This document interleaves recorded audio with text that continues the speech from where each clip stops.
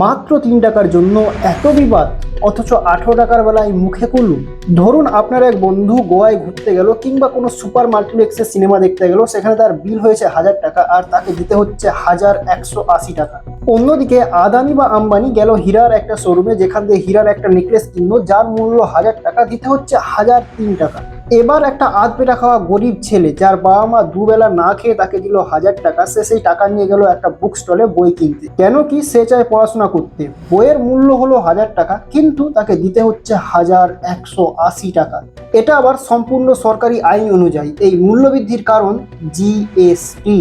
দুর্ভাগ্যের বিষয়, আমরা এমন একটা দেশে বাস করি যেখানে এডুকেশন এবং এন্টারটেনমেন্ট দুটোকেই সমান নজরে দেখা হয়, অথচ লাক্সারিয়াস জিনিস যেটা একজন গরিব মানুষ পায়ের ঘাম মাথায় ফেলেও কিনতে পারবে না, তার উপরে ট্যাক্স মাত্র 3%। 18% জিএসটি সেটা ঠিক আছে, তবে হওয়া উচিত লাক্সারিয়াস জিনিসপত্রের উপর। কমেন্টে আপনি জানান 3% জিএসটিও কি শিক্ষার জন্য প্রযোজ্য?